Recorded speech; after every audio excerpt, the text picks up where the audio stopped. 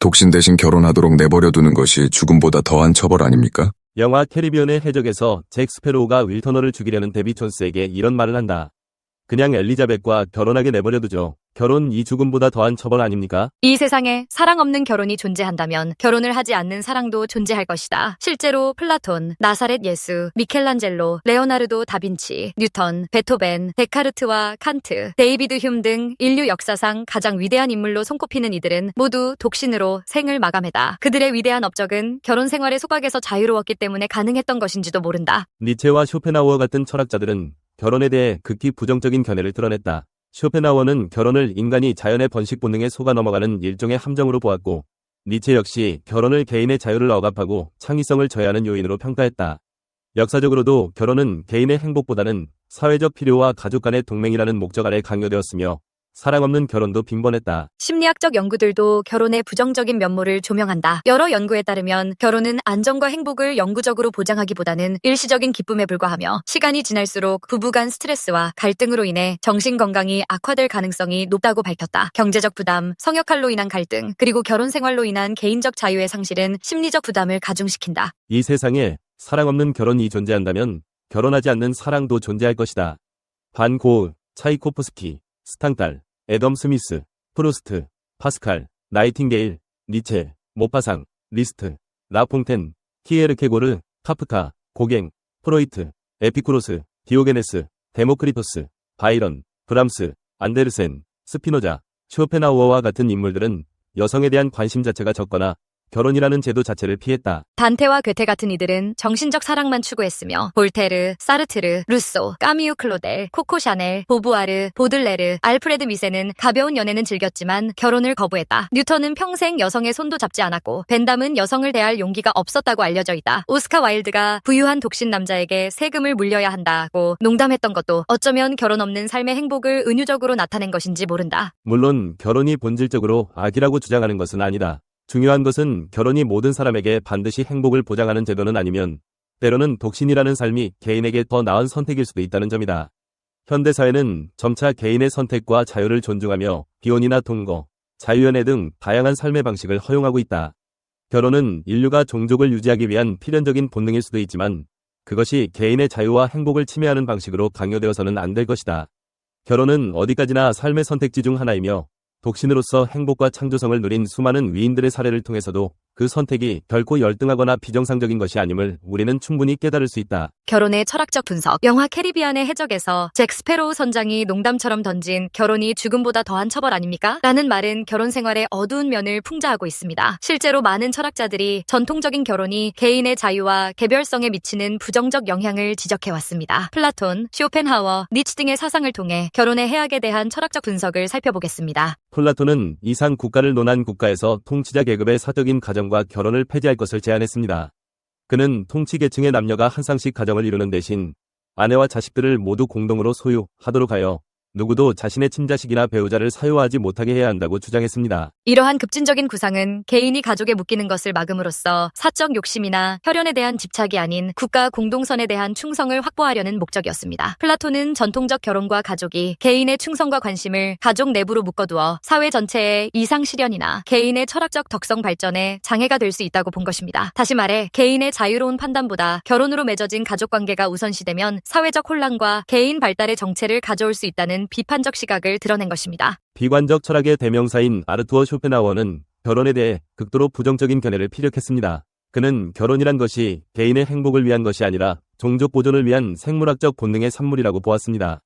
쇼펜하우어는 인간이 사랑이나 이성적 판단 때문에 결혼하는 것이 아니라 눈에 보이지 않는 번식 본능에 속아서 자신을 희생하는 것에 불과하다고 생각했습니다. 실제로 그는 우리 사회에서 일부 일처제 아래 결혼한다는 것은 곧 자기 권리를 절반으로 줄이고 자신의 의무를 2배로 늘리는 것과 같다고 단언했는데 이 냉소적인 격언은 결혼이 가져오는 개인의 자유 감소와 책임 증대를 명확하게 포착합니다. 쇼펜하우어에 따르면 결혼한 개인은 미혼일 때 누리던 많은 권리, 예컨대 자유롭게 시간과 돈을 쓰고 삶의 방향을 결정할 권리를 잃게 되고 대신 가족을 부양하고 희생해야 하는 의무가 크게 늘어납니다. 그는 이러한 결혼 제도를 지나치게 일방적인 희생을 요구하는 불공평한 협약으로 간주하며 현명한 사람이라면 그런 불합리한 계약에 함부로 뛰어들지 않을 것이라고 경고했습니다. 요컨대 쇼펜하우어는 결혼을 통해 개인이 잃는 것이 너무 많고 않고 얻는 것은 종족 번식이라는 자연의 목적뿐이라고 보았던 것입니다. 니체 역시 결혼에 비판적인 시선을 보낸 철학자입니다. 프리드리히 니체는 강한 개인의 자기 극복과 자유를 중시했는데 그의 관점에서 평범한 결혼은 흔히 두 사람이 서로의 발전을 가로막고 안주하게 만드는 함정이 될 수 있었습니다. 니체는 차라토스트라는 이렇게 말했다 해서 이상적인 결혼을 두 사람이 자신들을 낳은 이들보다 더 위대한 하나를 창조하려는 두 의지의 결합이라고 정의했습니다. 이는 진정한 결혼은 두 독립적이고 강인한 인격체가 서로를 존중하며 함께 더 나은 무언가를 만들어내는 과정이어야 한다는 의미입니다. 그러나 현실에서 너무나 많은 이들이 부르는 결혼은 이러한 이상과 거리가 멀다고 니체는 말합니다. 그는 보통의 결혼 생활을 이루는 부부를 두고 두 사람의 영혼의 빈곤함, 두 사람의 영혼의 더러움, 두 사람의 한심한 자기만족이라고 신랄하게 묘사하며 많은 등 결혼이 천국에서 이루어진 축복이라기보다 하늘의 그물에 걸린 짐승들에 불과하다고 조롱했습니다. 니체는 이어서 저 남자는 한때 땅의 의미를 깨달을 만한 훌륭한 인간으로 보였다. 그러나 내가 그의 아내를 보고 나니 이 세상이 미친 자들의 수용소로 여겨졌다. 한 성인과 어리석은 여자가 서로 짝지어지는 것을 볼 때 차라리 지진이 일어나 둘을 집어삼켰으면 좋겠다. 등의 극단적인 표현으로 잘못 맺어진 결혼이 한 인간의 위대함을 얼마나 망쳐놓을 수 있는지 경고했습니다. 요컨대 니체에게 결혼은 자신을 이기고 승리한 자, 즉 충분히 성숙하고 자유로운 인간이 더 높은 목표를 위해 선택하는 것이어야지 외로움이나 사회적 기대에 못 이겨 도피처 삼아 들어가는 결합은 비천하고 위험한 것이었습니다.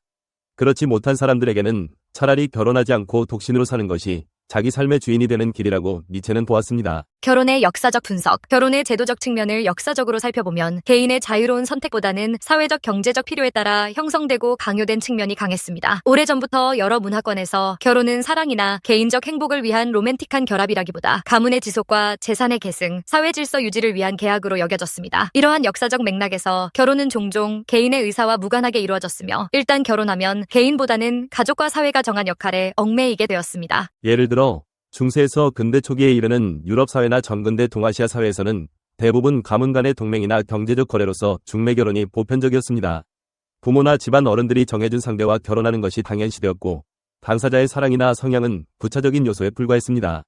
심지어 결혼 당사자가 서로 얼굴도 모른 채 결혼이 결정되는 경우도 많았고 이는 결혼이 개인보다는 가문과 사회의 필요를 우선시한 제도였음을 보여줍니다. 식민지 시대의 미국만 봐도 상류층 사이의 결혼은 두 사람의 애정보다는 두 가문의 재산과 사회적 지위를 결합하는 실용적 목적이 우선되었습니다. 결혼을 통해 집안의 부를 합치거나 계층을 높이는 것이 중요했고 사랑은 결혼의 필수 조건이 아니었던 것입니다. 결혼 후에 애정과 친밀함이 생겨나기를 기대할 뿐 결혼 전의 낭만적 사랑은 결혼을 결정짓는 주요 고려사항이 아니었습니다. 더욱이 당시는 결혼을 신성하고 깨져서는 안 될 연대로 여겼기 때문에 부부가 서로 맞지 않거나 불행하더라도 이혼은 극히 예외적인 경우에만 허용되었고 일반적으로는 평생을 함께 살아야 했습니다. 이러한 역사적 관행은 결혼이 한 번 맺으면 개인이 쉽게 벗어날 수 없는 영구적 소각으로 기능했음을 의미합니다. 개인의 행복이나 자유로운 삶의 욕구보다 사회적 의무가 더 중요시되었던 시대에는 결혼을 회피하거나 자기 뜻대로 선택하는 것은 상상하기 어려운 일이었습니다. 법적 제도 역시 결혼한 개인의 자유를 크게 제한했습니다. 특히 역사적으로 여성은 결혼으로 인해 법적으로 개인의 권리를 상당 부분 상실했는데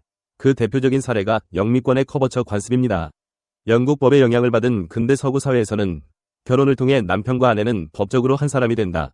그 의미는 아내의 존재나 법적 정체성은 결혼 기간 동안 정지되거나 남편에게 완전히 흡수되는 것이다. 라는 원칙이 통용되었습니다. 이혼의 자유 역시 극히 제한되어 사랑 없는 결혼이나 불행한 결혼에 묶인 개인이 그 관계를 청산하고 독립적인 삶을 찾는 것은 매우 어려웠습니다. 특히 종교의 영향이 강했던 사회에서는 결혼 서약을 깨뜨리는 이혼이 중대한 죄악으로 취급되어 법적으로 금지되거나 심한 사회적 낙인이 따랐습니다. 산업화 이전의 많은 사회에서 결혼은 한 번 하면 죽을 때까지 유지해야 하는 굴레였기 때문에 개인의 실수로 잘못된 상대와 결혼하더라도 평생을 희생해야 하는 경우가 흔했습니다. 현대에 와서야 이혼이 제도화되고 흔해졌지만 이는 역설적으로 결혼이라는 제도가 본래 개인에게 얼마나 강력한 구속력이 있었는지를 반증하는 것입니다. 그런 가운데에서도 역사적으로 독신을 선택하여 삶의 자유를 누리고 위대한 업적을 남긴 인물들이 있습니다. 이러한 사례들은 결혼의 의무에서 벗어난 삶이 때로는 더 큰 창조성과 생산성을 가능케 했음을 시사합니다. 르네상스의 천재 레오나르도 다빈치는 평생 결혼하지 않고 예술과 과학 연구에 몰두한 대표적 인물입니다. 그는 수천 쪽에 달하는 기록과 노트를 남겼지만 사생활에 대한 언급은 극히 드물었고 알려진 애인도 없이 독신으로 지냈습니다. 아이작 뉴턴 역시 평생 독신으로 지낸 것으로 유명합니다. 근대 과학혁명에 거대한 업적을 세운 뉴턴은 한 번도 결혼하거나 연애에 시간을 할애한 적이 없었고 오로지 과학 연구와 저술에 몰두했습니다. 그는 사교나 여가 생활이 거의 없을 정도로 일에 집중하여 성인 시절의 뉴턴은 자기 일에 몰두한 나머지 취미도 없고 결혼도 하지 않았다는 평가를 받았습니다. 철학자 임마누엘 칸트도 유명한 독신주의자였습니다. 그는 한 번도 결혼하지 않았고 심지어 태어난 고향인 퀘니스베르크를 평생 떠난 적이 없을 만큼 규칙적이고 고요한 개인 생활을 유지했습니다. 칸트는 대학에서 강의하고 저술하며 매일 같은 시간에 산책을 하는 엄격한 일과로 유명했는데 칸트는 결혼하지 않았고 평생을 고향 도시 80km 반경 밖으로 나가본 적도 없다. 그는 강의, 집필, 일일 산책으로 시간을 보냈다. 는 일화는 잘 알려져 있습니다. 이처럼 역사 속 다빈치, 뉴턴, 칸트와 같은 인물들의 삶은 결혼의 굴레 없이도 개인이 위대한 성취와 충만한 삶을 영위할 수 있음을 보여주는 사례입니다. 물론 결혼을 하지 않는다고 모두가 천재가 되는 것은 아니지만 결혼이라는 제도가 반드시 인간의 행복과 업적에 필요한 조건이 아님을 이들의 삶이 증명합니다. 동시에 결혼이 강요되던 시대에 결혼 대신 독신을 선택하는 것이 얼마나 이례적이었는지를 돌아본다면 개인이 원하는 삶의 형태를 자유롭게 선택할 수 있는 현대 사회의 가치를 재확인하게 됩니다. 결혼의 심리학적 분석, 결혼이 개인의 정신건강과 창의성에 미치는 영향을 살펴보면 반드시 긍정적이라고만 볼 수 없는 연구 결과들이 나옵니다. 흔히들 결혼하면 마음이 안정되고 행복감이 높아질 것이라고 기대하지만 심리학적 연구들은 이러한 통념의 의문을 제기합니다. 결혼이 스트레스와 우울증을 가중시키고 개인의 창의성을 제약할 수 있다는 분석까지 제시되고 있습니다. 우선 결혼과 행복의 상관관계에 대한 연구들을 보면 결혼이 자동으로 행복 증진을 가져오지는 않는다는 결과가 많습니다. 일부 사회심리학 연구에 따르면 결혼 전후의 개인 행복도를 장기 추적한 결과 대체로 결혼했다고 해서 지속적인 행복 상승이 나타나지 않는다고 합니다. 어느 연구에서는 사람들이 결혼식 무렵 일시적으로 기분이 좋아지는 신혼 효과를 경험하기도 하지만 대체로 사람들은 결혼했다고 해서 더 행복해지지 않는다는 결론을 내렸습니다. 잠깐 높아졌던 행복감도 몇 년이 지나면 다시 결혼 전 수준으로 돌아오고 심지어 결혼 생활 중에도 행복하지 않은 사람들은 독신 시절만 못한 만족도를 보이는 경우가 많다는 것입니다. 한 장기 연구에 의하면 최근에 결혼한 사람들은 일시적으로 우울감이 줄어드는 경향이 있었지만 3년 정도 지나면 다시 독신 시절과 우울 증세 면에서 차이가 없어졌다고 합니다. 이렇듯 결혼 그 자체가 우울증을 치료해주거나 행복을 영구히 끌어올려주는 마법이 아니라는 점이 밝혀지고 있습니다.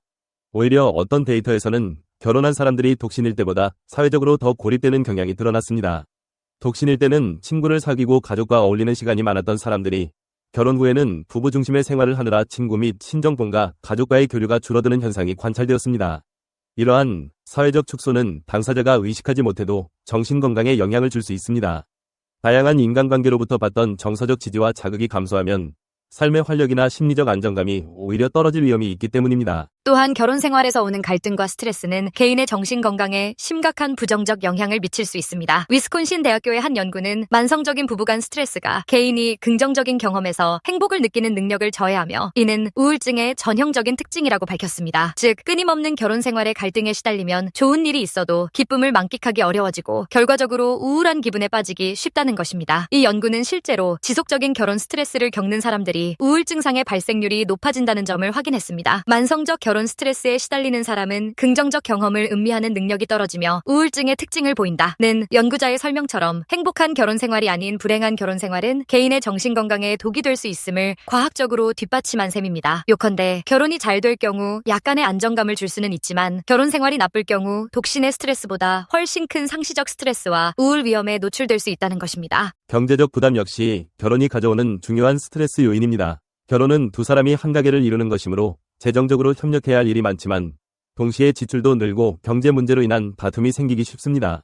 실제 현대 부부들을 대상으로 한 조사에서 재정 문제가 결혼 생활의 스트레스 원인 1위로 꼽힌 바 있습니다. 한 연구에 따르면 많은 부부들이 수입과 지출, 부채 문제로 갈등을 겪고 있으며 돈 문제는 약 22%의 이혼 사례에서 핵심 원인으로 지목될 정도로 부부 사이에 치명적인 영향을 주곤 합니다. 결혼을 하면 집장만, 결혼식 비용, 생활비, 자녀 양육비 등 혼자 살 때는 없던 막대한 지출이 뒤따르며 배우자가 경제적으로 어려움에 처하면 함께 그 부담을 져야 합니다. 이러한 상황은 개인에게 상당한 심리적 압박으로 작용하여 불안과 걱정을 불러일으킵니다. 수입은 한정되어 있는데 지출은 늘어나는 현실 속에서 부부는 서로를 탓하거나 죄책감을 느끼기 쉬고 이는 결혼 만족도를 떨어뜨리고 스트레스를 증폭시키는 악순환을 낳습니다. 금융기관의 조사에서도 응답자의 70% 가까이가 재정적 스트레스 스트레스로 인해 배우자와의 의사소통에 어려움을 겪는다는 결과가 있을 정도로 돈 문제가 결혼 생활에 미치는 부정적 영향은 큽니다. 결국 결혼은 경제적으로 안정되면 좋겠지만 오히려 경제적 의무와 부담을 배가시켜 개인의 정신건강을 해치는 함정이 될 수도 있습니다. 창의성과 자기실현 측면에서도 결혼의 영향은 복합적이며 경우에 따라서는 부정적으로 나타납니다.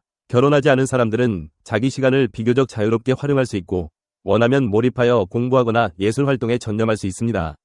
반면 결혼을 하면 배우자와의 생활, 가사 혹은 자녀가 생길 경우 양육까지 책임져야 하므로 자기 혼자만의 시간과 에너지가 크게 줄어듭니다. 많은 예술가나 과학자들이 혼자 있는 고독한 시간에서 영감을 얻거나 창작의 산물을 얻었다고 하는데 일상에 치이는 결혼 생활은 이런 창의적 고독의 시간을 확보하기 어렵게 만듭니다. 실제로 어떤 연구에서는 결혼과 동시에 창의적 활동 참여도가 낮아지는 경향이 발견되기도 했습니다.